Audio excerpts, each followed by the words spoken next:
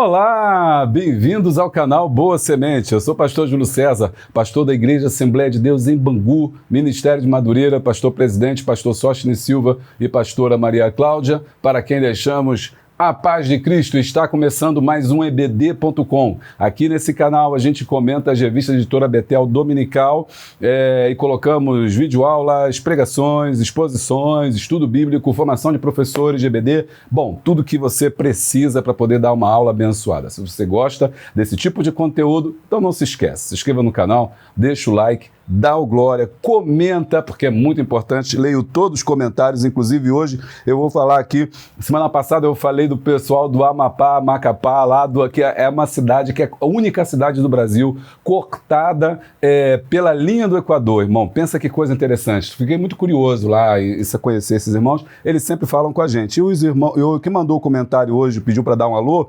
irmão. Foi o Valdemir Ferreira. Ele diz assim: irmão pastor Júlio César, manda um alô pra gente na cidade de Perdões, Minas Gerais. E um abraço para a Assembleia de Deus, Ministério Madureira. Que o Senhor Jesus Cristo conceda saúde à sua esposa. Bom, então, esse comentário foi lido e eu leio todos os comentários, respondo sempre que posso. Portanto, não deixe aí de comentar. E depois compartilha, me ajudando a levar a boa semente. Hoje nós vamos falar sobre a lição de número 5, o pietismo, reavivando o coração através da devoção pessoal. E se você tem acompanhado o nosso canal, tem acompanhado as videoaulas e gostou da aula 4, você com certeza vai entender e vai compreender a importância dessa aula, a aula 5, que vai falar sobre o pietismo. Já ouviu falar? Conhece? Então vai comigo que a gente vai falar tudo sobre isso e mais um pouco, mas só depois da vinheta. Roda a vinheta.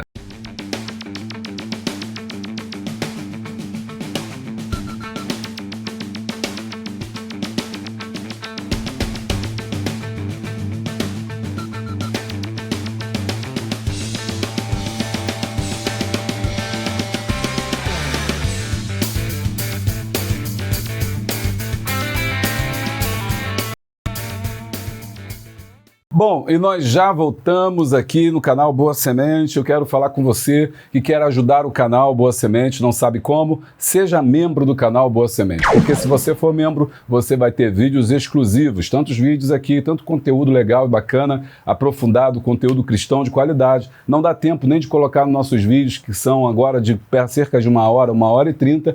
Então, fica muita coisa, de repente você pode querer algo mais. Visite a playlist de membros ali, tem vários conteúdos ali para você. Você assina aqui embaixo, é pelo YouTube e você tem acesso aos vídeos. Mas se você está interessado em conteúdo escrito, aí nesse caso você tem que ser apoiador do canal Boa Semente. E sendo apoiador, eu vou ter a possibilidade de mandar para sua casa, por e-mail que você registrar aqui embaixo no site do Apoia-se, o plano de aula, caça-palavra, aula bônus, o estudo que eu preparo aqui, o rascunho, o estudo, o esboço, na verdade, que a gente prepara aqui no canal, para dar a aula, aquela com o Flipchart, eu mando tudo para você na sexta-feira. O link está aqui embaixo, você vai ser apoiador, escolhe o valor que você quer apoiar e continue. Muita gente vem, muita gente vai, mas graças a Deus está sempre chegando alguém para ajudar o canal e ajudar a levar a boa semente. O link está aqui embaixo. Mas se você não tem condições, não pode, não tem problema, o canal é nosso. Aqui tem um telefone da bênção,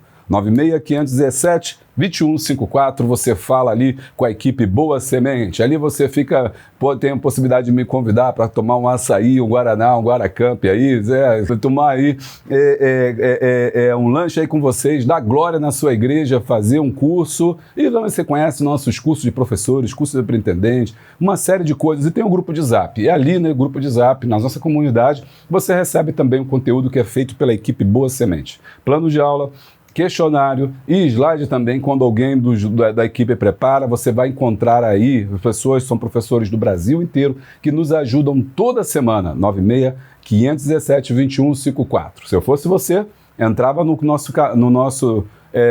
nossa comunidade através desse telefone. E também tem o Telegram também, todo o conteúdo que tem aqui no Zap, a gente coloca no Telegram, só que no Telegram tem mais coisa, tem pregação, nem tudo que está lá no Telegram é de EBD, né? Mas na comunidade é só de EBD. Então, para quem quer todo o conteúdo que a gente produz, fica lá no Telegram também, que lá a gente consegue postar tudo. E a gente fica aqui também no canal, na comunidade. Na comunidade, você vai ter o acesso a todo o conteúdo gratuito, você faz o Apoia-se e ainda recebe o conteúdo por fora. E vai estar ajudando o canal. Bom, essa é a nossa dica. Vamos para a lição de hoje, a lição de número 5. Lição de número 5, uma lição muito abençoada. Lição 5, o pietismo, reavivando o coração através da devoção pessoal. Texto áureo, tem cuidado de ti mesmo e da doutrina, persevera nessas coisas, porque fazendo isto, salvarás tanto a ti mesmo como aos que te ouvem. 1 Timóteo 4,16. Verdade aplicada, devemos nos manter dependentes da ação do Espírito Santo para que a sua chama não se apague em nossa vida até que Cristo venha. Os objetivos da lição são 3: compreender o surgimento do pietismo, identificar as ideias do pietismo e ressaltar a essência das nossas raízes teológicas. Texto de referência, Abacuque, capítulo 3, versículo 1 ao 5. Oração do profeta Abacuque sobre a forma de canto. Ouve, Senhor, a tua palavra e temi. Aliás, ouvi, Senhor, a tua palavra e temi. Aviva, ó Senhor, a tua obra no meio dos anos. No meio dos anos a notifica. Na ira, lembra-te da misericórdia. Deus veio de Temã e o santo monte de Parã. A sua glória cobriu os céus e a terra encheu-se de seu louvor.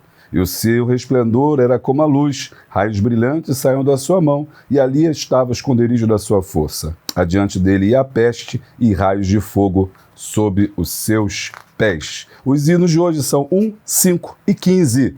Vamos falar com Deus? Pai, estamos na Tua presença. Obrigado, Senhor, por essa oportunidade de podermos compartilhar com os Teus filhos a Tua palavra, Senhor. Nos ajuda, nos oriente, fale conosco. Seja, Senhor, o nosso instrutor, o nosso guia, o nosso professor, para que possamos, ó Deus, entender as Suas verdades eternas e possamos crescer através do estudo, Senhor, que estamos fazendo. Que essa aula, videoaula, seja uma bênção para todas as casas, para todas as famílias que nos assistirem, para todos aqueles dos quais nós entrarmos através desse sinal de internet. Quando entrarmos, Senhor, que seja bênção, que seja frutífero, que dê vida, que dê paz, que dê tranquilidade, que dê crescimento espiritual. Fortifica a Tua igreja, Senhor, e trabalha para que sejamos, ó Deus, cada vez mais fiéis a Ti e preguemos, Senhor, a Tua palavra pura e simples para o crescimento espiritual dos Teus filhos em todo o mundo. Pai querido, estas bênçãos nós já te pedimos e nós já te agradecemos no nome poderoso de Jesus. Amém. Bom, agora nós vamos passar para a nossa próxima etapa. Deixa eu explicar para vocês como funciona. Na primeira parte eu faço um estudo, nesse estudo eu vou falar sobre o pietismo, como surgiu, as consequências, pontos positivos, pontos negativos. Na segunda parte, a gente já entra na revista, e eu estou usando aqui não só a revista, mas o livro de apoio Movimento Pentecostal do Bispo Oide José do Carmo, que é o autor dessas lições desse trimestre aqui. Então fica comigo, tem muita coisa boa. Bom, então nós vamos estudar, né, o pietismo, né? Mas o que é o pietismo? O pietismo, essa palavra é uma palavra francesa, na verdade, que ela quer dizer a santidade. Uma pessoa pia significa uma pessoa que renegou os prazeres da carne, do mundo, que busca uma vida de retidão, de justiça, de introspecção. O contrário da palavra, por exemplo, uma pessoa que nós vemos muito nos textos, né? Uma pessoa que era uma pessoa pia, né? Era uma pessoa que buscava a santidade. Talvez você não tenha muito contato com essa palavra, mas você deve ter ouvido a palavra ímpia, né? A palavra ímpia, né? Esse in na frente da palavra ímpia é justamente para simbolizar, para representar, né? Se referir a uma pessoa que não se santifica, uma pessoa que não busca a Deus, uma pessoa que vive dos padrões mudantes, uma pessoa ímpia. E a pessoa pia, né, é uma pessoa que busca a Deus. Daí vem essa palavra, o pietismo. O pietismo foi um movimento religioso no século XVII na Alemanha, inicia na Alemanha, em reação ali à igreja luterana, tá bom? Então eles vão começar a se levantar contra a igreja luterana. Ah, legal, né? E a gente já falou aqui sobre a Reforma Protestante, né? Então você já sabe que teve ali a Reforma, e a Reforma vai mexer com todo o mundo conhecido na época e também vai despertar muitas paixões, muitas intrigas, muitas discussões. Mas enfim, dentro da Igreja Luterana, a igreja fundada por Lutero ali, embora Lutero não quisesse fundar uma igreja, mas ele rompe com a Igreja Católica e funda ali o luteranismo, vai surgir um movimento de pessoas, de cristãos, que vão ser contrários às práticas luteranas. Eu já disse aqui na aula passada que a Igreja Luterana, ela manteve praticamente a mesma estrutura católica e apenas retirou o Papa e colocou Henrique VIII. Mas a liturgia do culto, a forma de fazer, as instruções, as pregações continuaram a mesma. E é por isso também que a gente viu semana passada uma derivação dentro do próprio luteranismo de outro movimento de cristãos que estavam insatisfeitos, que vão ser expulsos, né, pelo rei e vão para a França. Na França eles entram em contato com o calvinismo e aí surge ali a ideia dessa eleição, também uma busca de santidade, pureza, insatisfação com a Igreja Luterana, com o rei, com a rainha, que foi, né, os puritanos. Esse foi um outro movimento que a gente viu na semana passada. Então veja que o luteranismo ele vai dar origem a dois movimentos dissidentes importantes. Os puritanos, estudamos semana passada. Se você perdeu a aula 4, é importante você assistir para entender o que foi o puritanismo. E também surgiu um outro movimento, mas é diferente, e a gente vai estudar e vai ver por que é diferente dos puritanos, tá bom? Que é o pietismo, que também é um movimento de insatisfação dentro da própria Igreja Luterana. No entanto, a gente não pode entender isso somente através dessa leitura, de uma visão simplista, de uma visão que você vai encontrar na internet ou que os pastores, pregadores vão dizer. É preciso que a gente se aprofunde na história e veja de fato as raízes desse movimento e como ele surgiu. Então vem comigo que a aula hoje está sensacional como todas as outras. Origem. Conflito entre católicos e protestantes. Gente, eu falei semana passada sobre isso, conversando aqui com vocês, como que o mundo foi abalado pela Revolução Protestante, pela Reforma Protestante. O mundo ficou dividido por conta disso. E eu falei também aqui para vocês que protestantes que representavam luteranismo, calvinismo, presbiterianismo, anabatistas, batistas e por aí vai, e do outro lado o catolicismo, começaram a se odiar de forma tremenda. Começaram a lutar muitas das vezes em praça pública. E como a gente já ensinou, eles pressionavam às vezes os governos, os reis, né, para que seguissem, adotassem aquela religião. Já por sua vez, os reis eles jogavam meio que nos dois campos, né? De um lado eles queriam agradar a Roma, queriam agradar ao Papa e se aliar aos católicos. E outros queriam já se aliar ao protestantismo porque era a possibilidade de ser uma vida menos rigorosa, carola, como era no catolicismo, poderia fazer mais comércio, poderia aumentar imposto e não tinha que depender da Igreja Católica, ele mesmo poderia ser o dirigente espiritual da própria igreja, como aconteceu, como fez, né, o Henrique VIII que a gente assistiu, que a gente falou aqui. Bom, mas esse conflito entre protestantes e religiosos se dava nas famílias. As famílias às vezes se dividiam, um lado era protestante, outro lado era católico, não se falavam mais, deixavam de ter relações, pessoas às vezes não podiam se casar, um protestante se casar com uma filha de um católico e por aí vai, se digladiavam em praça pública, e isso vai ganhando um aspecto de conflito até que vai culminar em guerra. E aí nós temos aqui, ó, a Guerra dos 30 Anos. O que foi a Guerra dos 30 Anos que vai acontecer naquele ambiente ali europeu? Conflito armado, luta, guerra entre os protestantes e os católicos. De um lado, você tinha as nações que aderiram ao protestantismo, romperam com a Igreja Católica e agora seguiram as ideias dos reformadores e adotaram o protestantismo. Nós temos ali o Sacro Império Romano Germânico. Daqui desse Sacro Império Germano-Alemânico, germânico vai surgir depois a Alemanha. Ela não existe ainda essa união de vários estados, de vários reinos que depois vão passar pelo processo de unificação. Mas então, Então, aqui do lado dos protestantes, você tem o Sacro Império Romano Germânico, que depois sairia ali, né, os países onde a gente conhece da Alemanha e Países Baixos, que a gente viu que era realmente um império, né, católico, mas que o luteranismo implodiu aquilo ali, né? A reforma protestante trouxe uma divisão e muitos desses príncipes, eles vão adotar aí o protestantismo, vão mudar de lado e vão se tornar protestantes, e são eles até que protegem Lutero. Você tem a Inglaterra com o luteranismo, que nós vimos na aula passada, com o rei Henrique VIII, e nós temos também a Dinamarca. Do lado dos países, né, dos estados que não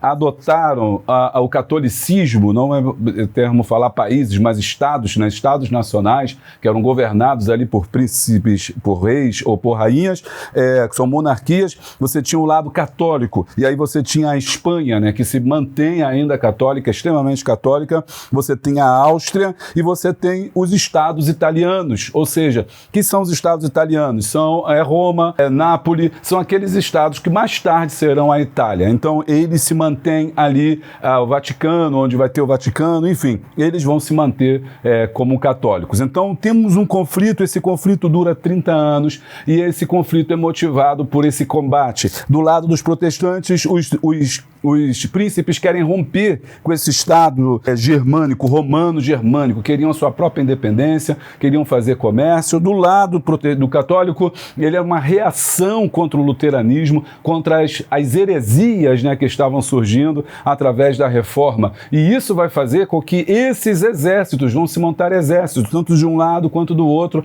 para poder vencer as batalhas, porque às vezes, uma vez que o Estado e religião estavam juntos, se um rei determinasse que a religião era católica, todos tinham que ser católicos, e se o rei determinasse que ele romperia com o catolicismo, então naquela região todos seriam protestantes, ou não existia a individualidade da pessoa querer ter a religião que ela quisesse. Ela não podia decidir qual era a sua religião, era o governo que decidia a religião que as pessoas tinham que ter. E aí isso causou uma revolta, porque quando vem o protestantismo, eles querem ter a sua própria religião, a sua própria individualidade e vão à guerra.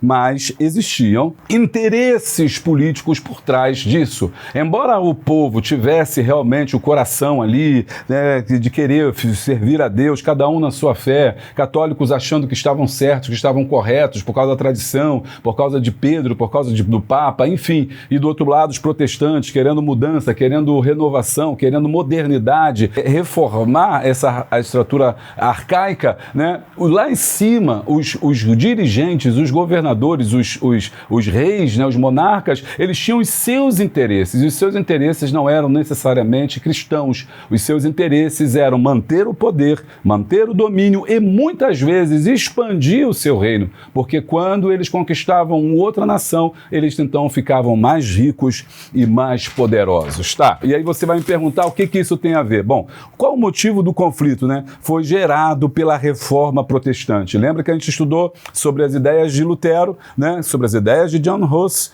sobre a ideia de Calvino, e principalmente aqui que eu quero chamar a atenção aqui de vocês para as ideias de John Hus, que a revista quase não falou, mas ele vai dar aí origem, né, aos irmãos morávios. Vou escrever aqui agora, grave esse nome, é muito importante.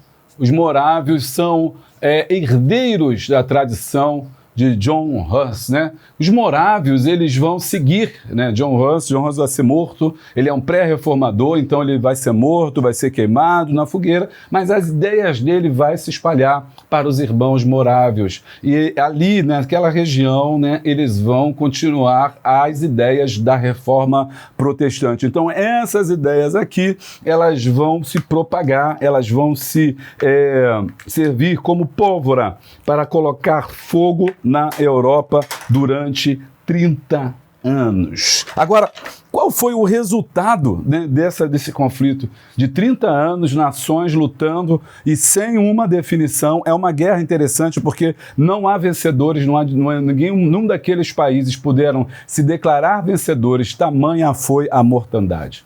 Os historiadores levantam que morreram de 3 a 5 milhões de pessoas. Vamos grifar o nosso quadro para você poder enxergar melhor. Printa aí, se você é apoiador, recebe todo esse conteúdo aí na sexta-feira no seu e-mail.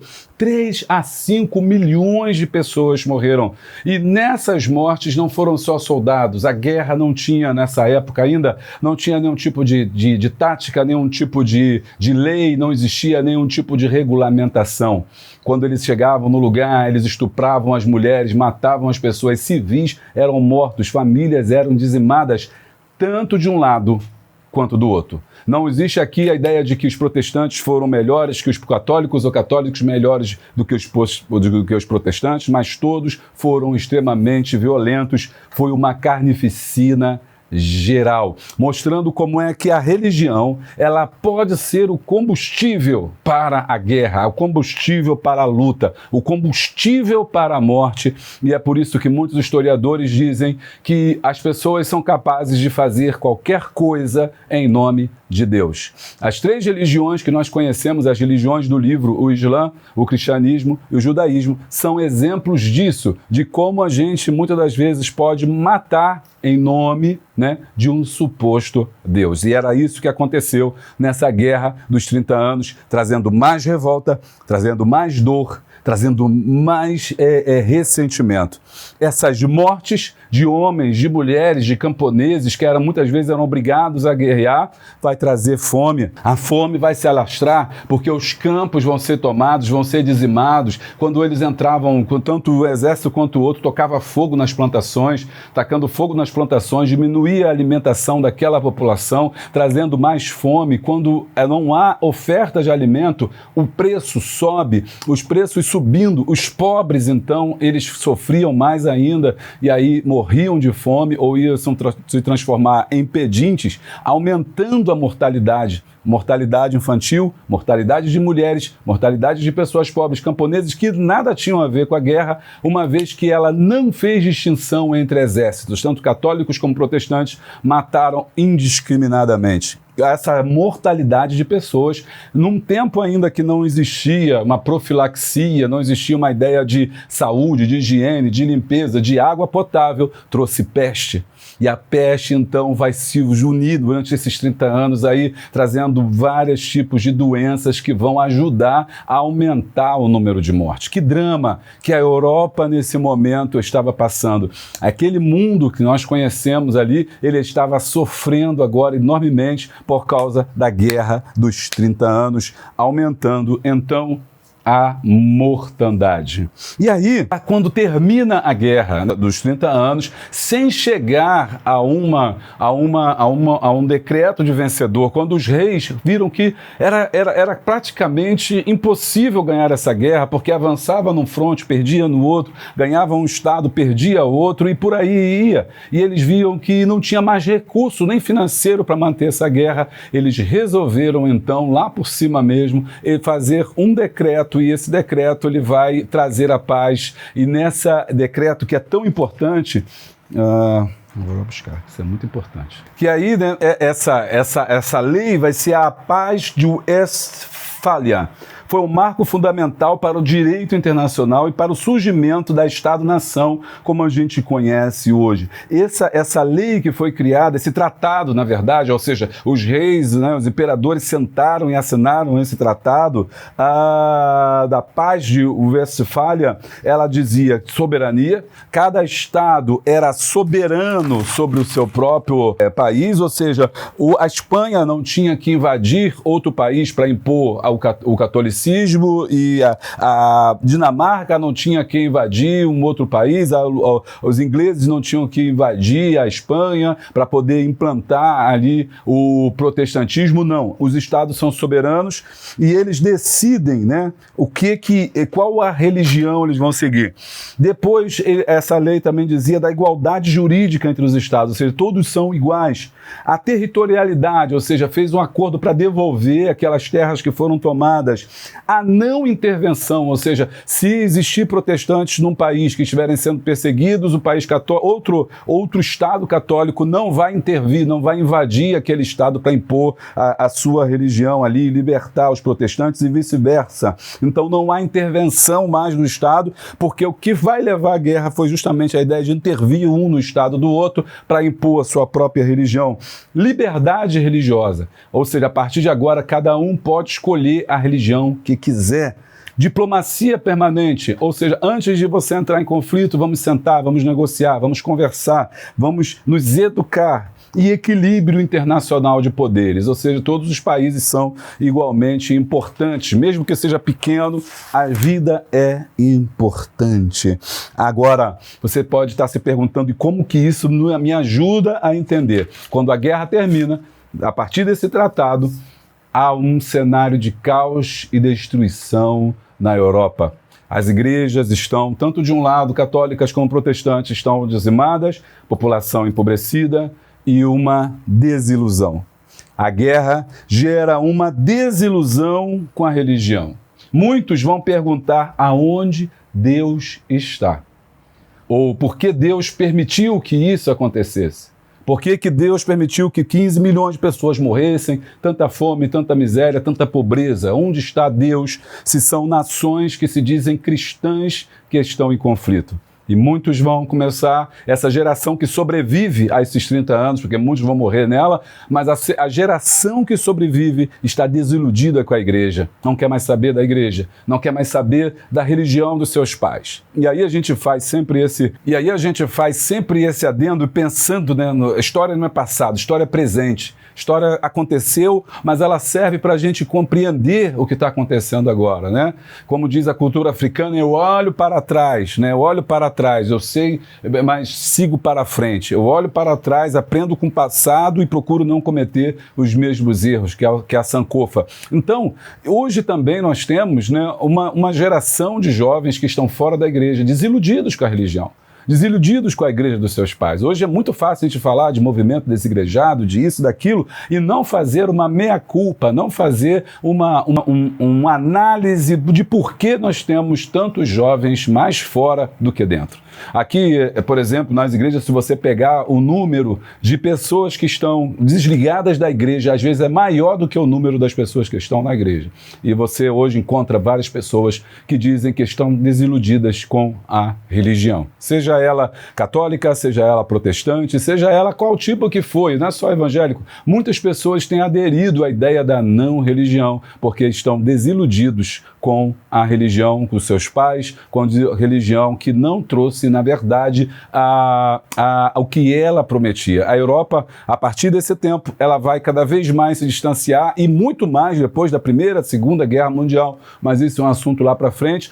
Hoje, quando você vai à Europa, muitos missionários ali reclamam, falam, a Europa se esfriou, a Europa não tem Deus, a Europa está afastada de Deus. Os templos, né, depois da Segunda Guerra Mundial, muitos deles vão se transformar em boates, em casas de espetáculo, igrejas fechadas. Você encontra isso na Europa, né, em todas as regiões, tanto católicas como protestantes, você vai encontrar essa desilusão. Quando o missionário chega lá pregando, quando fala de religião, o europeu já fica logo fechado, já fica logo assim, vem alguém me manipular, vem alguém roubar o meu dinheiro, a minha riqueza, vem alguém querer, porque ficou praticamente um trauma nessa nação, porque eles sabem, eles viveram, eles presenciaram, né, os seus antepassados presenciaram muita dor que o discurso religioso faz. Por isso que é tão difícil ser missionário nessas regiões. A Guerra dos 30 Anos é um exemplo de como isso aconteceu. Então, a religião separada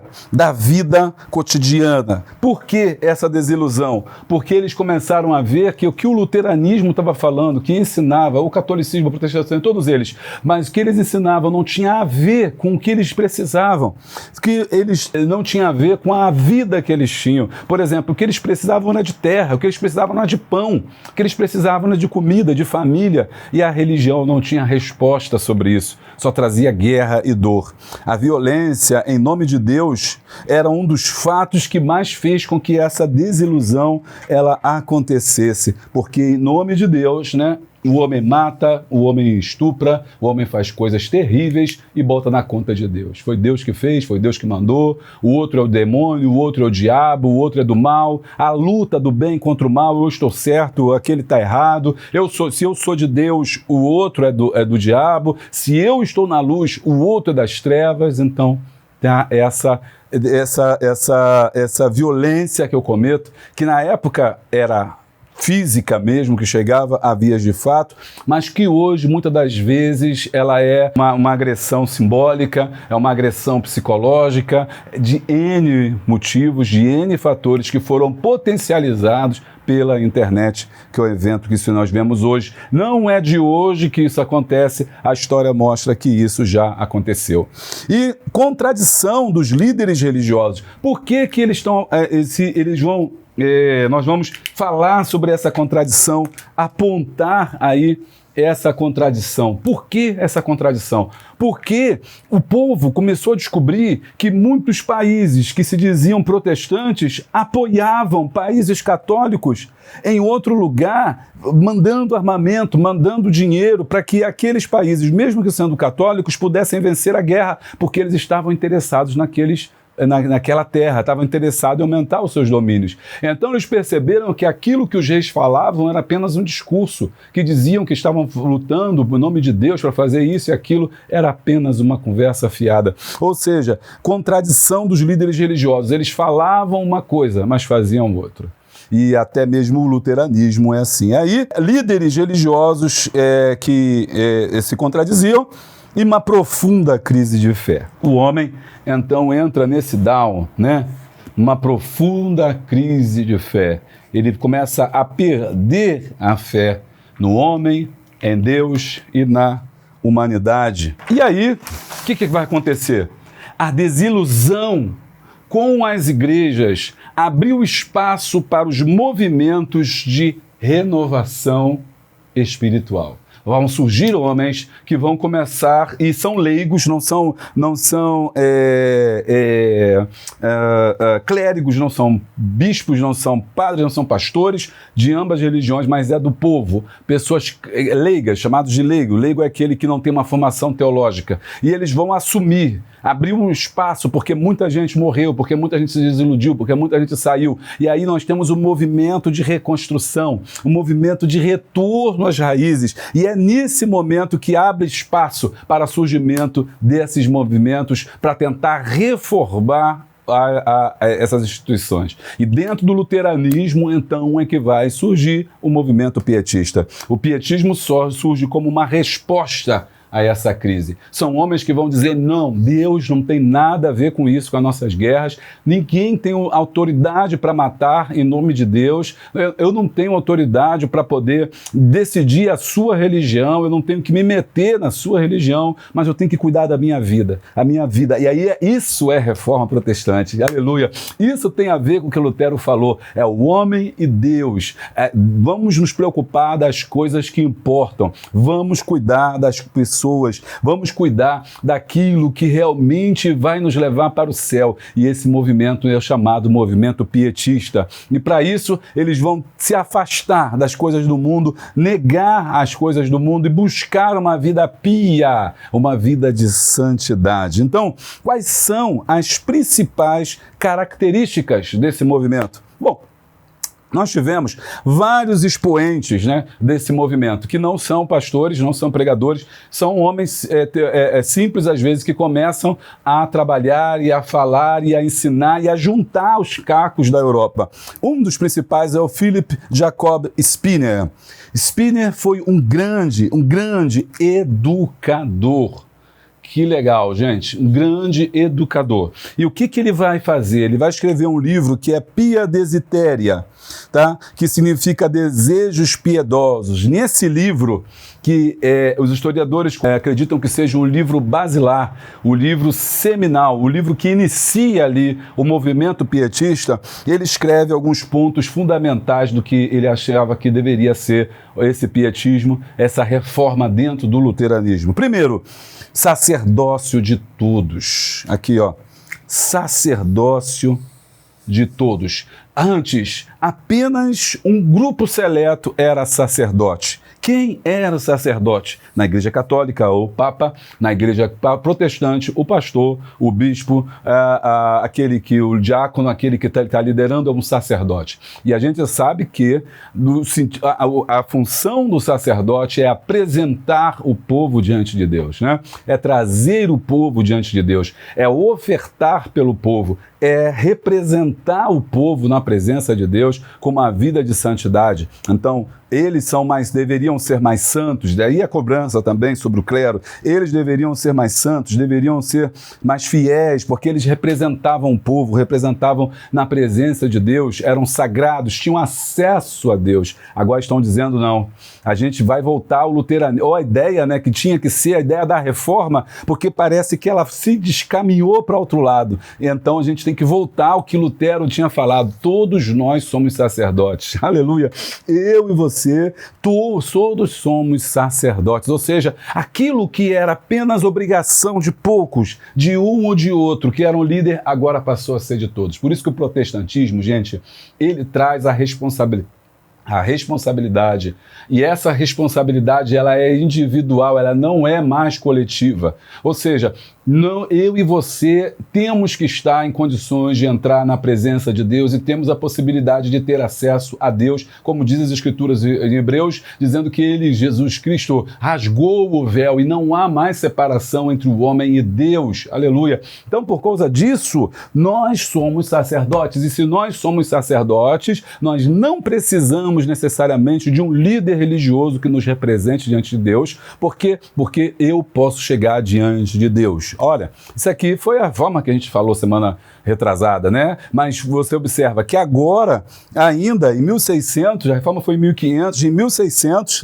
1650, por aí, você está de novo falando as mesmas coisas. Gente, vamos voltar. Sacerdócio é de todos, ou sacerdócio é universal. Eu e você temos que ter uma vida consagrada, porque antes era só a ideia de não, o padre, o papa são pessoas especiais, o pastor, ele fala com Deus lá, a gente aqui vive a nossa vida. Não, agora todos têm que viver uma vida consagrada. É claro que essa ideia não vai ser bem-vinda, porque ela tira o poder dos líderes religiosos que antes dominavam, dizendo, vai lá, guerreia, vai lá, mata por mim, vai lá, faça isso em nome de Deus. Agora você não tem mais esse poder, porque ele também é um sacerdote, porque Deus também fala com ele, aleluia, e se Deus fala com ele, ele pode seguir as orientações de Deus e não necessariamente a orientação daquele que está lá em cima. Sacerdócio. Depois, divulgação da palavra.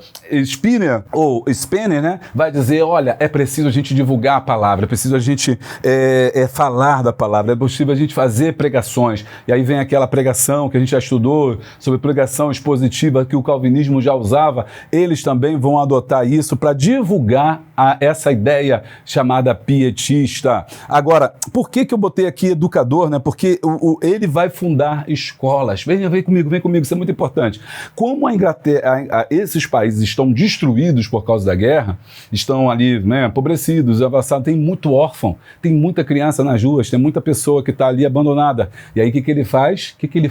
Ele vai montar orfanatos. É o surgimento protestante, é o surgimento dos orfanatos ali. Ele vai juntar aquela garotada e ele vai ter a prática muito interessante de fazer uma oração. Olha que coisa simples, ele fazia uma oração, fazer com que as crianças lessem, fizessem uma oração antes do almoço e antes da janta. Essa prática, que para a gente pode parecer algo simples, começou a se difundir e foi vista como uma grande novidade. E cada vez mais, então, ele começou a receber recurso financeiro para poder manter esse orfanato. E daí a ideia vai se espalhar, vai crescer o orfanato e vai até influenciar a formação profissional.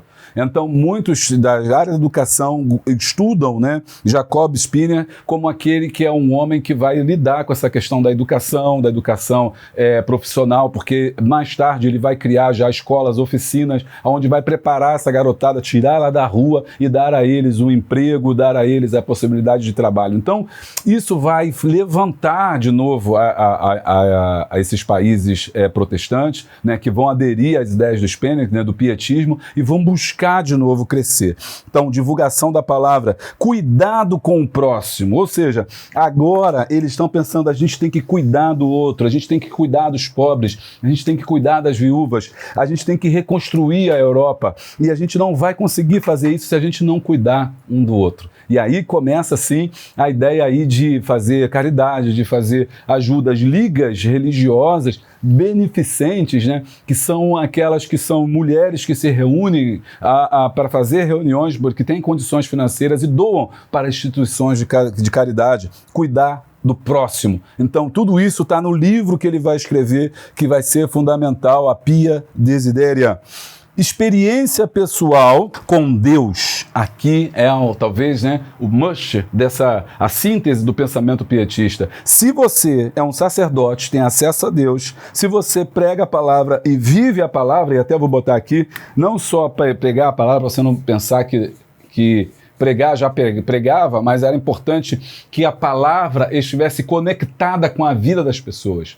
Né? Por exemplo, se você pega ali, bem-aventurados os que choram, bem-aventurados que choram, aí vamos dizer, não, bem-aventurados que choram por causa do pecado. Não, gente, o que está dizendo ali não é bem-aventurado que chora por causa do pecado, não, bem-aventurados que choram mesmo, as pessoas que choram, que sofrem, os desvalidos, é isso que Jesus está falando, ou seja, conectar a palavra à realidade e não aquela ideia alegórica, né, que era colocada antes. Então, a palavra tem que estar conectada com a vida, tem que fazer sentido com a vida do camponês, tem que fazer sentido com a vida do burguês, do proletário, daquele que está ali trabalhando, ele tem que entender essa palavra.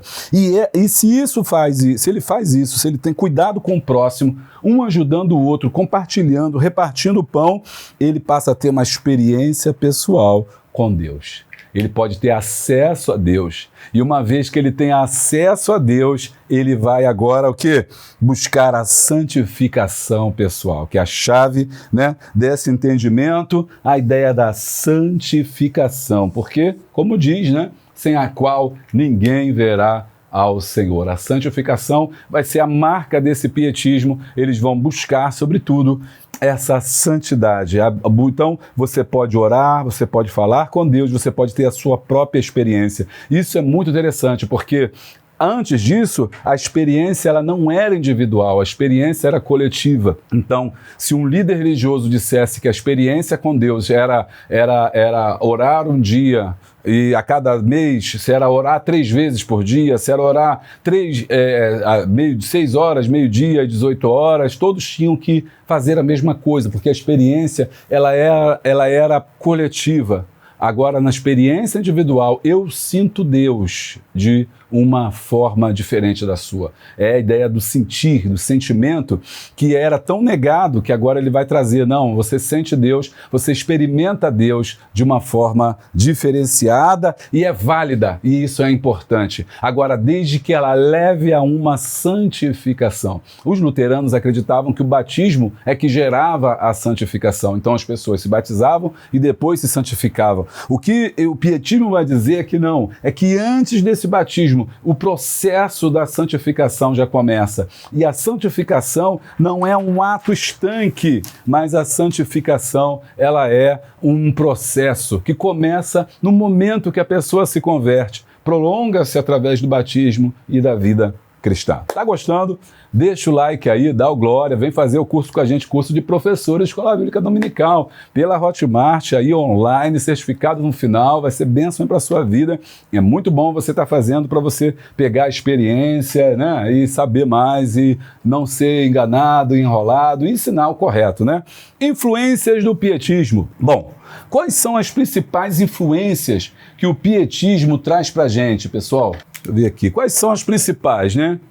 Cristianismo interior, tá? Então, o meu cristianismo, ela tem uma visão, a minha religião, ela tem uma visão interior, que transpassa para o exterior. Então começa dentro do meu coração, é um processo que começa dentro de mim e ele se manifesta do lado de fora, ok? Pode parecer banal, mas antigamente, até então, se dizia o seguinte, não, é uma mudança exterior, uma mudança de fora, de roupa, de cabelo, né? Tipo os puritanos que a gente aprendeu semana passada, que até se vestir diferente se vestiam. Lembra que eu ensinei que se vestia daquele preto, chapéu e tal? Então o exterior, na cabeça dos puritanos, o exterior alterava o interior. Os pietistas estão dizendo, não, é o interior que vai alterar o exterior, ou seja, vai primeiro limpar o coração. Só que essa mudança tem que ser visível do lado de fora. Não adianta eu dizer que estou salvo, que eu vou para o céu, que eu sou um servo de Deus se eu faço coisas erradas, se eu bebo, se eu me prostituo, se eu faço as coisas do pecado, daquele velho mundo. Então, o que acontece? Isso não é o pietismo, eu não mudei de vida, não teve mudança interior, porque para eles, quando muda o interior, automaticamente o exterior também tem que ser transformado. O cristianismo passou a ser tolerante, a partir daí largou essa ideia, né? Pelo menos o pietismo, deixou a ideia de ser um querendo impor a sua religião ao outro, passou a ser tolerante, né? Passou agora a dizer, não, você fica da sua religião e eu fico com a minha, e é isso, a gente não precisa brigar, a gente não precisa se matar, a gente não precisa se odiar, porque a gente pensa diferente, ou porque a gente tem uma religião diferente. Começou a tolerância. Católicos e protestantes agora podiam conversar, podiam sair juntos, podiam estar numa praça juntos, sem brigar, sem se matar um ao outro. Tolerância religiosa. O rei não obrigava mais as pessoas a serem a mesma religião que eles tinham. Então o rei podia ser católico, o povo podia ser protestante, ou vice-versa. Aí vem a ideia do tolerante, ou seja, que ele começou a tolerar, e a palavra tolerar é isso. A palavra tolerar não é aceitar ou mudar, é ser tolerante, tolerar aquela pessoa. Tolerar, a palavra está dizendo, é tolerar, ou seja, eu tolero o que você está dizendo ali, eu não vou partir para cima de você, não vou te agredir, mas eu vou te suportar, né? Tolerar. Cristianismo ativo, e aqui é também muito sensacional, deixa eu marcar aqui, cristianismo ativo, marcar de verde, aqui, cristianismo ativo. O que é esse cristianismo ativo? Eles vão dizer o seguinte, bom, se eu sou transformado, se eu nasci de novo, e eu tenho essa interior que transforma o exterior, eu preciso falar isso para o próximo. Lembra que é um dos pontos que eu passei, né? Pregação da palavra. Então eu preciso falar isso, eu preciso levar essa mensagem para outras pessoas. Ativo, eu falo de Jesus, eu falo do Senhor, eu falo de forma tolerante, de forma que a gente aprendeu, mas eu vou pregar o evangelho. E aqui nasce o conceito, né, tão importante de missões. Esses irmãos, os chamados irmãos morávios, na Alemanha. Aqui a setinha aqui, ó, para você, os morávios. Lembra dos morávios lá que a gente já começou a falar? Esses morávios que ficaram lá, que sofreram muito com a guerra, que viram dezenas de atrocidades, estão se reunindo e começaram, né, através das ideias de John Hus, que foi queimado, mas eles naquela vila pequenininha guardaram essa integridade, essa chama e começaram a falar de Jesus. Eram irmãos que eram conhecidos, a igreja morávia é conhecida por irmãos que pregavam o evangelho fora dos seus países. Eles começam agora a viajar para outros países para fazer missões. A ideia de missões nasce daí. E aí entra o segundo pessoa importante aqui para o pietismo, que é o Conde Zinzendorf. O Conde Zinzendorf, ele recebe, né, no condado dele alguns irmãos morávios, e ao receber esses irmãos morávios, ele se converte também à igreja, ele se transforma num pietista e ele começa a financiar os irmãos morávios, ou seja, dar a eles recursos que eles não tinham, proteção que eles não tinham, para começar a pregar esse evangelho, e o Zinzendorf vai se transformar no maior propagador das ideias pietistas e dos irmãos morávios. E aí, que legal, gente. E para pregar o evangelho, né, eles vão então alcançar pessoas muito interessantes. A principal é John Wesley. Você deve ter ouvido falar John Wesley, inclusive é a próxima lição, a lição 6, onde a gente vai falar da igreja wesleyana. Como é que ela surgiu? Você deve conhecer, você deve saber já sobre Wesley. Então esse jovem Wesley, ele vai se converter através dos irmãos morávios, tá? Essa também é a história que dizem os morávios. Os irmãos morávios dizem que foram eles que passaram ao Wesley essa visão pietista. E Wesley, depois que vai se encontrar com esses irmãos, ele vai se converter ao cristianismo. Então, Wesley, no retorno à Inglaterra, conheceu o pastor da Morávia, hoje parte da República Tcheca, ok? E com ele se convenceu que a fé necessitava de uma experiência imersiva total, ou seja, você tinha que ser tomado pela experiência da salvação e da fé.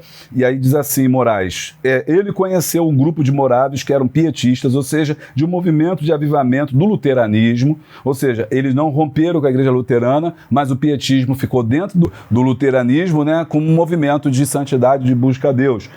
Isso faz com que ele começasse a questionar a sua própria fé.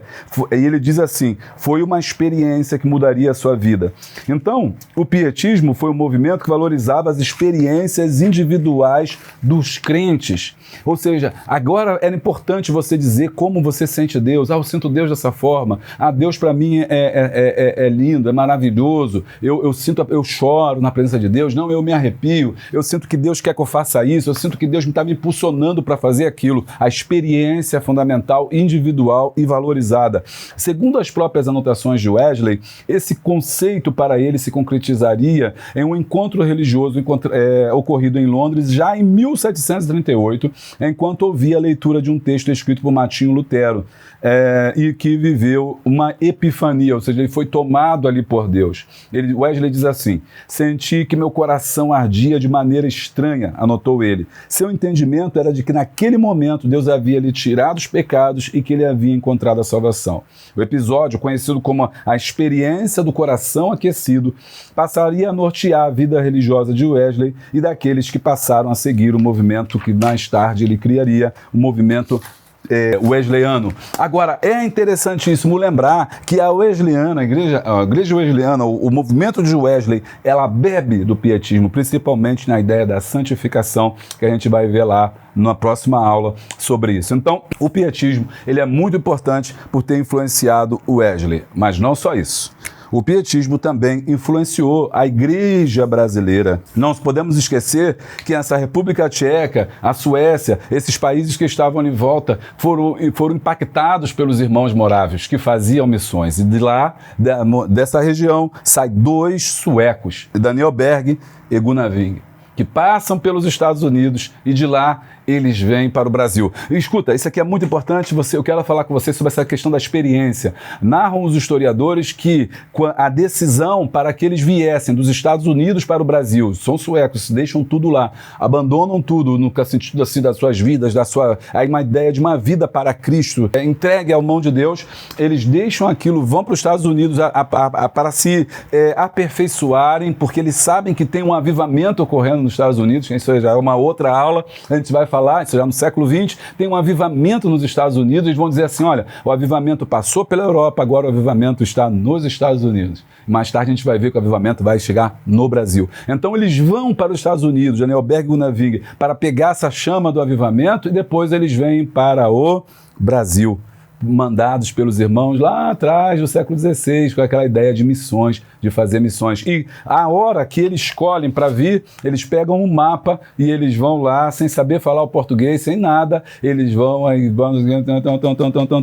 opa, Brasil, né? E aí eles vão para a região lá de Belém. Olha que interessante, que interessante. E por quê? A experiência, a ideia de que eu sinto Deus está falando comigo, Deus está falando no meu coração, eu não estou lendo em lugar nenhum, pastor nenhum falou comigo, mas eu sinto que a gente tem que vir para cá, comprar a passagem e vieram para o Brasil. Então, isso é essa missão tão interessante, nós fomos impactados. E a partir, não só de Daniel Berg e Gunnar Wing, você tem vários pastores suecos que vêm para cá. A primeira liderança de pastores, geração de pastores, são pastores estrangeiros, só mais tarde que os pastores brasileiros, como Paulo Alves, Paulo Levas Macalão, né, vai se instituir, vai ser consagrado pastor, enfim, essa é uma outra aula lá para frente, mas primeiro tem a primazia dos estrangeiros, americanos e suecos. E eles trazem para cá, na Assembleia de Deus, né, na Assembleia de Deus, eles trazem as ideias de santidade, não preciso mais falar sobre isso, a gente já falou bastante,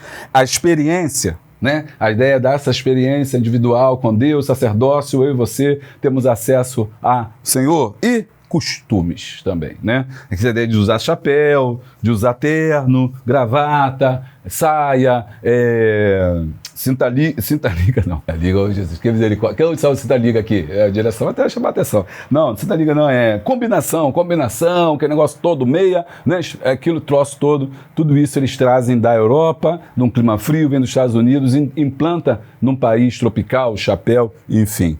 Bom, mas infelizmente, e a gente tem que ressaltar, tudo isso é pietista, tudo isso tem uma origem pietista, só faltou 2 pontos que a gente não viu no Brasil. Por isso que eu botei o negativo aqui, ó.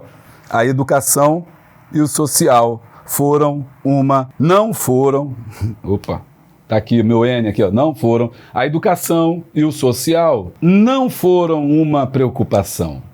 Os suecos, quando vêm para cá, a Assembleia de Deus, quando é fundada no Brasil, não tem uma preocupação com a educação do povo e não tem uma preocupação com o social. E por quê? Né? E é por isso que muita gente na Assembleia de Deus está achando, mas por que a gente não cuida, por que a gente não tem uma escola? Por que a Assembleia de Deus não tem um orfanato? Por que a Assembleia de Deus não tem... É claro que tem algumas congregações que tem alguns campos que tem, mas isso não é uma prática comum dentro da Assembleia de Deus, dentro dos ministérios, chamados ministérios da Assembleia de Deus. Tanto os que têm os grandes ministérios, que são N ministérios, não existe só o de Madureira, mas N ministérios, quanto também aqueles que não têm ministério, você vê que isso não é uma preocupação dos pastores, dos líderes, a ideia da educação. Isso não quer dizer que não faça, isso não quer dizer que não tenha, mas não é o fato principal. A ideia é santidade, experiência, os costumes, a tradição e por aí vai. Né? O pentecostalismo, o fogo do Espírito, essa coisa toda. Mas quando chega na parte da educação, inclusive quando foi fundada a Assembleia de Deus, era proibido fazer teologia, para você ver como é que a educação ela era deixada de lado mesmo. Que alguém pode falar assim, o pastor é cri-cri, ele é chato. Não, mas é a história, que mostra a história. Não havia uma preocupação nem com o curso de teologia, você não podia fazer teologia. Se você fizesse teologia, muita gente você ia ser visto como carnal, como frio na fé, porque a letra mata, mas o espírito vivifica. Então, não havia uma preocupação com a educação, nem a espiritual, que era teológico, nem social, que era formar a população, que era na época formada por grande parte de analfabetos, e nem o social. Né? O social também era deixado de lado, os pobres, não, vamos salvar a alma, vamos levar a pessoa para o céu, que é isso que importa, é isso que vai levar as pessoas para o céu. E por que, então, eu fiquei pensando, mas por que quando vem o pietismo para cá, através dos missionários suecos, ali dos irmãos da Morávia, enfim, pererê, que se torce todo, por que não traz a educação e a questão social? E aí tem uma resposta muito interessante. Os seus antepassados vivenciaram a guerra e sabem como é que é ruim quando a religião ela entra no Estado. E uma das formas que o protestantismo encontrou de entrar nos outros países era não tentar alterar a estrutura social.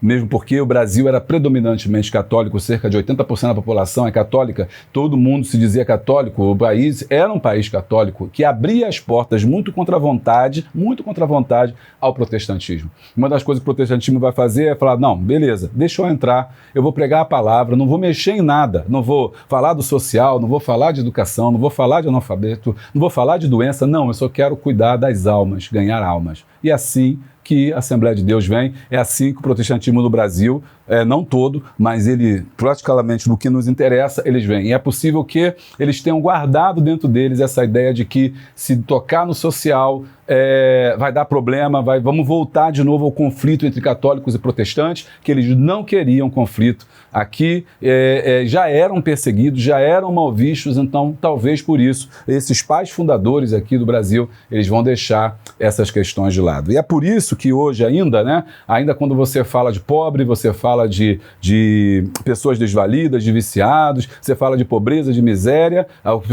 o evangélico hoje vai falar, é comunista, não, isso é comunismo. Vamos dividir o pão, é comunismo. Vamos fazer comunismo. Isso ficou muito forte, infelizmente, arraigado, e se esqueceu que Jesus compartilhava o pão, que Jesus cuidava do pobre, enfim, tem uma questão social, é fundamental. A Bíblia está preocupada com a questão social, Deus está preocupado e nós também devemos estar. Isso explica muito de onde nós viemos e quem nós somos, né?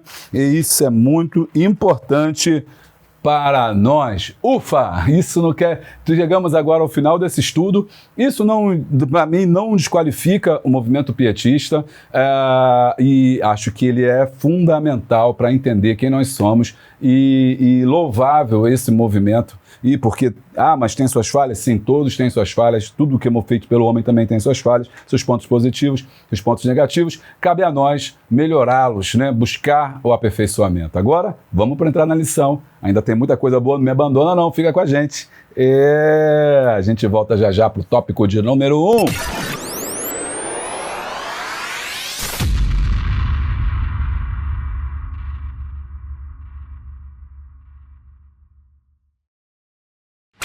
Bom, então vamos aí para o tópico 1, lição 5, pietismo, reavivando o coração através da devoção pessoal.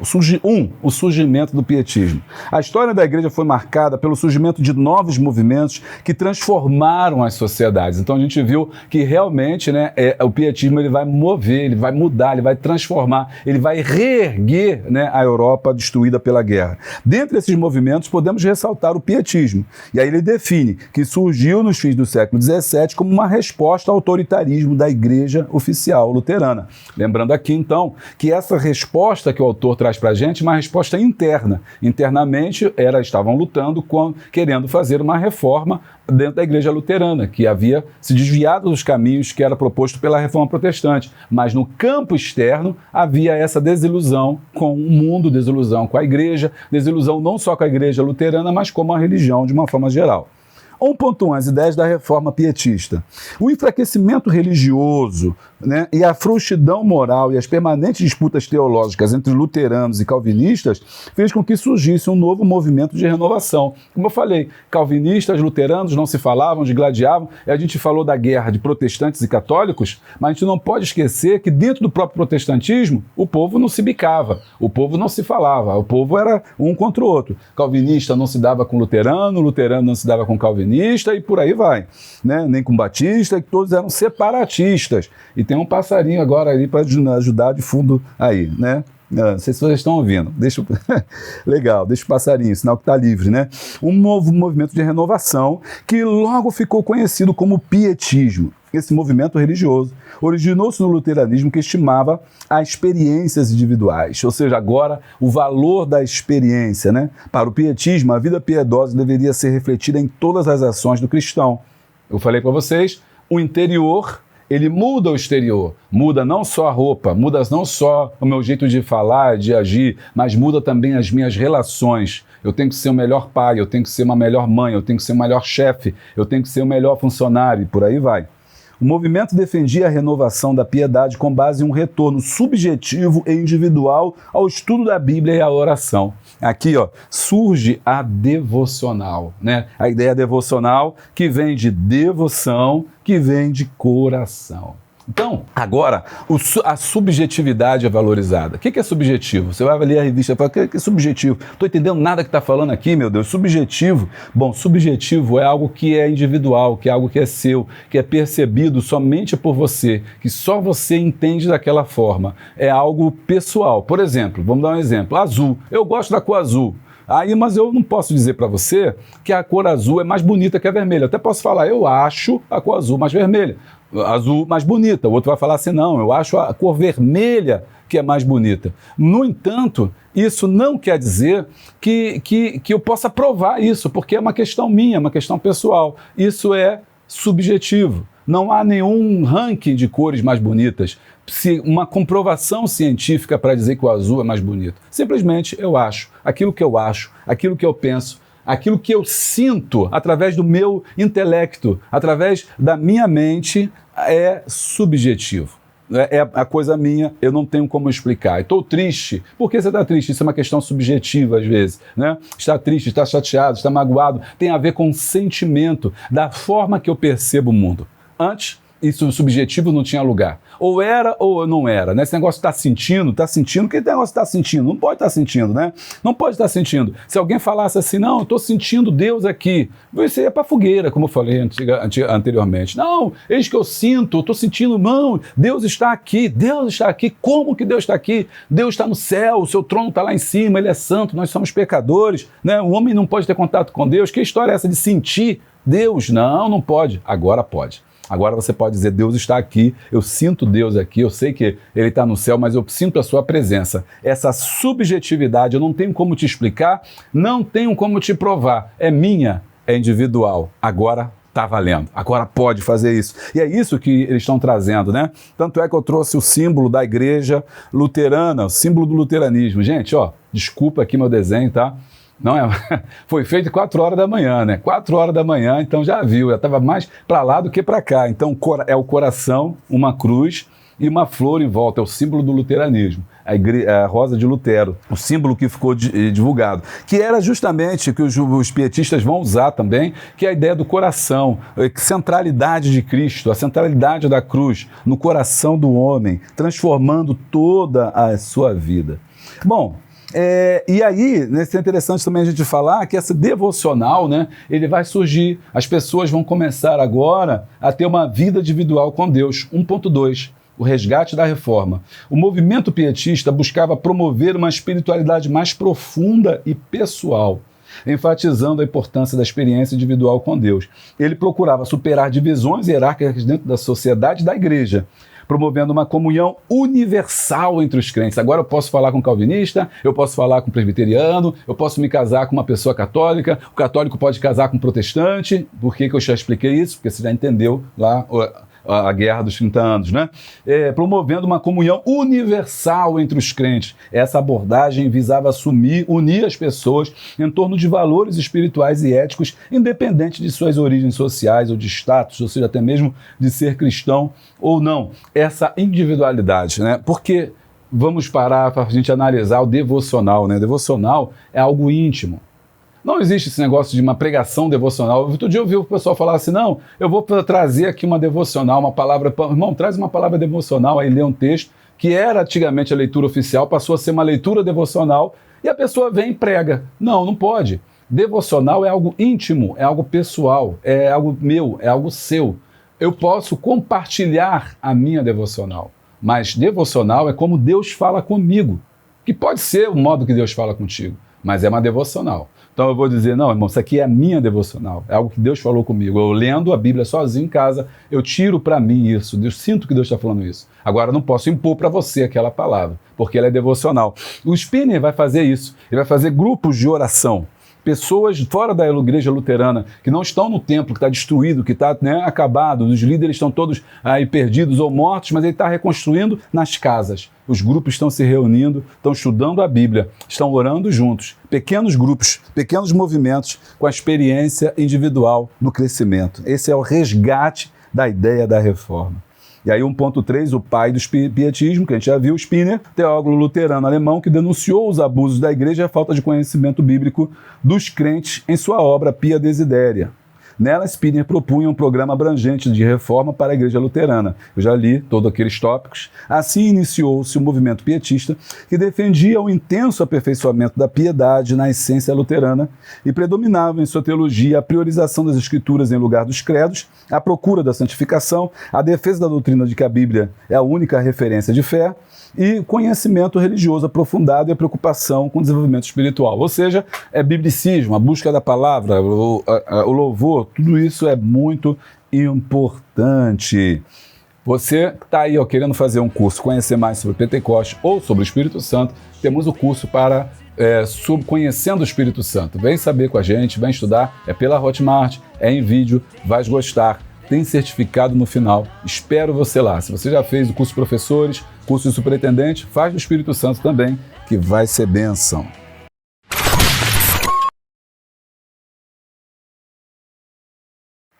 2. A convocação para uma segunda reforma. Em 1675, Spinner publicou o livro Pia Desideria, cujo título deu origem ao termo pietista, que a gente já estudou, uma pessoa pia, uma pessoa santa, desejos piedosos. A obra é composta por 3 partes, na qual expõe o pensamento do movimento que desejava reparar a vida da igreja. Assim, Spinner procurou fazer uma avaliação da condição da igreja luterana e convocou para uma segunda reforma. Segunda reforma. Bom, apoiando-se na ideia de que a Igreja Luterana, em sua teologia, estava afastando-se muito da realidade e da incumbência da Igreja, surgiu o movimento pietista. Por isso que eu falei lá no começo, dizendo, olha, a Igreja se descasou dos problemas da vida, da fome, da miséria, da pobreza, do pão, da falta de emprego, de oportunidade. A Igreja parece que vive num outro mundo, já estão vivendo no céu, está todo mundo com dinheiro, todo mundo bem. Então a Igreja se separou das questões sociais, ela se separou da vida real, não estava mais dando resposta para o cotidiano, porque a Bíblia, ela tinha até um programa muito interessante, né, no Brasil, ele falava assim, tem um pastor, agora eu esqueci o nome, mas você pode comentar aí, ele dizia, a Bíblia tem resposta, né? A Bíblia tem resposta. Eu não perdia um programa dele no rádio, no tempo do rádio. Acho que esse pastor já é falecido, acho que era um bispo. Pode comentar aí para mim, me ajuda aí também, fazer a aula juntamente comigo. Então, a Bíblia tem resposta para quê? Para tudo. Para casamento, para o sexo, para a vida, para o trabalho. E ela estava dissociada. A Igreja Luterana está se afastando, está dando de coisa, sabe, de anjo, de demônio, de inferno, de céu, como é que vai ser no céu, como é que vai acontecer no céu. O povo quer saber o que vai acontecer agora, entendeu? Como é que vai acontecer? Surgiu o movimento pietista. Esse movimento avivalista difundiu a fé protestante em muitas partes do mundo, pois para os pietistas, a Igreja Luterana tinha adotado práticas não bíblicas, isto é, a Igreja passou a admitir algumas doutrinas e tradições que eram conflitantes com os princípios da Reforma. E aí tem várias aí que eles vão falar sobre a questão do batismo, né? Aumento da crença na regeneração batismal, porque, por exemplo, eles diziam que a partir do batismo a pessoa era regenerada. Os pietistas falaram assim, não, antes de batizar você já começa o processo da regeneração. E eles eram também atuando com essa ortodoxia, né? Ortodoxia, que era tinha que ser as coisas ortodoxas, da forma certa. E eles estavam falando da ortopraxia, que era a ideia que os pietistas traziam. Não, tem que ter uma ortopraxia, que era o quê? Não só ter a ortodoxia, que é o pensamento correto, mas tem que ter a prática correta. Ortodoxia, a prática correta, né? Então, eles estão falando sobre isso, sobre essa questão que a Igreja Luterana havia deixado. 2.2, o Conde Nicolau Ludwig von Zindersdorf. Eita, nome difícil, quase que eu falei língua, hein? Zindersdorf. Quando você for dar aula, já fala Zorf. Já pensou, irmão? Tu chegar na aula e falar assim, né? Zindersdorf. Os irmãos pensar que você está falando língua, não, irmão? Hein? Zindersdorf. Conde Nicolau Ludwig von Zindersdorf. Bom, porque o Zindersdorf... Brincadeira à parte, é só para descontrair, você não ficar muito cansado, são 1 hora e pouca de vídeo, a gente tem que brincar. Se você não brincar, se você não levar isso de forma tranquila, você vai ter um treco, vai ter um piripaque, irmão. Então a gente tem que brincar. Zindersdorf, ninguém merece. Mas enfim, o que é importante para a sua classe saber? Que esse homem é o homem que vai pegar aqueles morávios, né, que a gente estudou, que vai fortalecer os irmãos morávios, que vai fazer missão. Olha aí, o avivamento de movimento pietista ultrapassou as fronteiras, alcançou um grupo de exilados na Boêmia, cuja origem remonta à obra do pré-reformador Jan Hus, martirizado em 1415. Em 722, Zindersdorf convidou esse grupo para se estabelecer em uma das suas propriedades, lá na Saxônia. Posteriormente, esses irmãos, por conta da origem, passaram a ser identificados como moravianos. Na verdade, é quase impraticável pensar numa missiologia ou teologia da missão sem considerar o papel do Conde Zindersdorf, porque foi ele que vai patrocinar, que vai acolher os irmãos morávios e que tinham essa ideia de John Hus, que era um homem que acreditava na missão de falar do evangelho do amor de Cristo, apontado como a figura mais importante da história da espiritualidade cristã do século XVIII. Então, o Zindersdorf foi importante porque ele que vai dizer, mais ou menos, que ele é o pai dos pietistas, influenciando pelos líderes do movimento pietista. Zindersdorf transformou os morávios num corpo eclesiástico, porque era um grupo de irmãos que se reuniam em casas, né, muito simples, mas Zindersdorf com dinheiro, com apoio, proteção, porque naquela época todo mundo era perseguido que falasse diferente. Eles começaram a crescer esse grupo e encorajou os anciãos e pastores, encorajamos a pedir a Deus pelo derramamento gracioso do Espírito Santo. Então tem um avivamento aí sobre os morávios que a gente vai ver. Então o Zindersdorf, ele é importante, tá? Então você não tem que ficar gravando o nome. E às vezes eu vejo as pessoas falando, poxa, mas está difícil, tem uma palavra difícil que a gente não consegue ler. Não, irmão, é bom a gente trazer isso. É bom a gente trazer isso. A gente fica, às vezes, muito olhando para outras revistas, falando de outras revistas, não valoriza o que a gente tem. E aqui a ideia é crescer mesmo. Nós precisamos melhorar. Nós precisamos, mas não sabe, explica. O professor está aqui para ensinar. Você é professor para ensinar. Você também não sabe? Vai estudar. Mas a gente não pode se conformar, porque senão a gente fica naquela tábula rasa, sabe? Não vou ensinar isso que o povo não vai entender. O povo vai entender sim, irmão. Às vezes o povo está mais... A classe está lá na frente, o professor que não sabe, mas o povo está lendo, o povo não vai antes de você, que o povo não está se instruindo não, o povo está esperto. Então, não vamos cair o nível não, tá certo, bispo. Palavras às vezes difíceis, coisas mais complicadas, mas a gente vai estudar, vai aprender. E aqui, você não fica se preocupando no nome dele, é entender que ele foi importante para os irmãos moráveis, porque deu proteção aos irmãos moráveis e são deles que a gente vai beber a ideia de missões que vai levar aí, né, a palavra de Deus através do protestantismo até mesmo até chegar ao Brasil, como a gente viu na primeira parte. 2.3, a missiologia moraviana. Os morávios defendiam que divulgar o ensinamento contido no Evangelho aos perdidos é dever de toda a igreja, não somente de determinada sociedade ou de alguns indivíduos. Por quê? A luteranismo, calvinismo, presbiterianismo, todos os ismos achavam que tinha um grupo que era o pastor que tinha que pregar. Você não pode pregar, você tem que deixar que o pastor pregue, que os obreiros preguem, que os diáconos preguem. Agora, os moravianos entendiam que é obrigação de todos os crentes precisam pregar a palavra. Isso não é uma responsabilidade do pastor, essa é a responsabilidade da igreja. Então veja, os horizontes, né, vão se ampliar. Né, o evangelho dos perdidos é dever de toda a igreja. Esse pensamento levou o conde Nicolau Ludwig von Zindershoff a assumir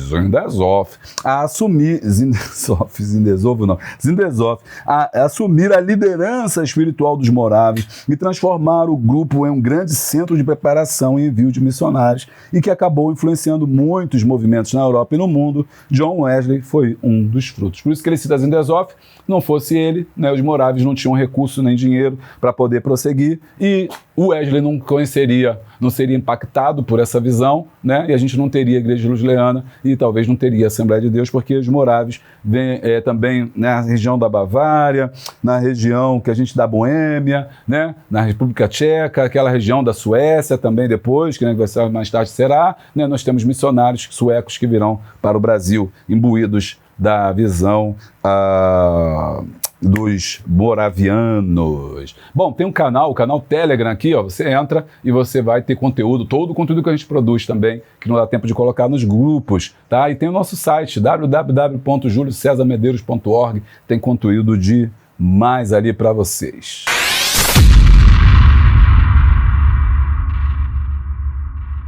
3. Bom, nossas raízes teológicas. No 3 vai discutir as raízes teológicas. Lembrando aqui no tópico 2 eu não falei, mas no meu desenho, né? Professor, doutor, escritor, teólogo, enfim, né? Agora, olha só, o desenho aqui é representando um vaso nas mãos do olheiro, né? Lá de Jeremias, né? Falando, olha, o Senhor refazendo, o vaso nas mãos do olheiro, a reconstrução, a ideia de reforma, de reformar. Somos um vaso nas mãos de Deus. Gostou do meu desenho, né? E o Senhor tem que quebrar e fazer de novo. Essa é a ideia ali da segunda reforma que a gente viu no tópico 2. Tópico 3, a gente vai ver as influências teológicas. 3.1, a influência pietista do avivamento norte-americano. Descortinando a história, podemos ver que entre os grandes movimentos que inflamaram o movimento norte-americano na conjuntura do século XVII, destaca-se o pietismo. Esse movimento pregava que o homem interior deveria ser edificado, regenerado e equilibrado para assim tornar-se uma grande mudança. Então, isso aqui, ó, equilíbrio, né? Edificado, mudado e equilibrado. Não era mais querer matar os outros ou querer impor sua religião. A moderação, né? O domínio próprio. Agora sim, o pietismo está equalizando com o que a gente deveria viver hoje. 3.2, a influência americana e escandinava no avivamento brasileiro. A história do pentecostalismo brasileiro passa pelo avivamento nos Estados Unidos, onde estavam os pioneiros suecos da Assembleia de Deus no Brasil, Wingren e Berg. Além deles, também exerceram influência no Brasil os missionários enviados pelo Zeuá e as diversas obras literárias doutrinárias aqui publicadas. No começo da Assembleia de Deus, a gente não tinha nem publicação nossa, tudo era traduzido, né? Mesmo assim, e os primeiros pastores eram americanos e suecos. Mesmo assim, talvez no início do século XX, a maior influência tenha sido dos pietismo escandinavo, sueco-norueguês, que dava forte ênfase à vida espiritual. E aí tem o artigo do Gutierre Fernandes, vou botar o link aqui embaixo na descrição, onde ele fala sobre a origem pietista da Assembleia de Deus no Brasil.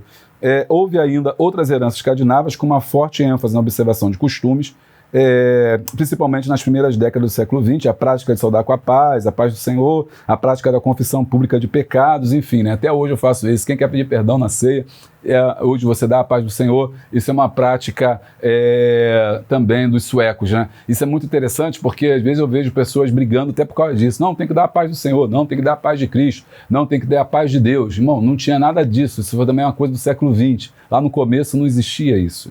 Jesus falou só, paz seja convosco. Mas nem todos os cristãos se comunicavam assim. A partir desse movimento da Suécia, dos morávios ali que a gente estudou, é que isso começa a ser institucionalizado.